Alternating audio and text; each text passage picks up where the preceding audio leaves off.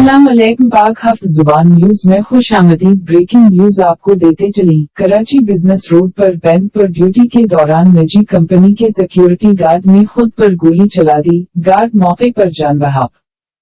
Police ने लाश soul अस्पताल मुंतकिल कर दी। जान बहक गार्ड की शिनाख्त इरफान जुनीजो वर्ल्ड सर्वर जुनीजो की नाम से हुई, जो दादो के इलाके खानपुर जुनीजो का रहायशी है।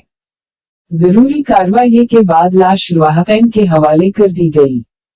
हमारे नुमाइंदे अब्दुल हादी सुमरो हमें खबर से आगाह कर रहे थे। कराची बिजनेस रोड पर बैंक पर ड्यूटी के दौरान निजी कंपनी के सिक्योरिटी गार्ड ने खुद पर गोली चला दी। गार्ड मौके पर जान बहक।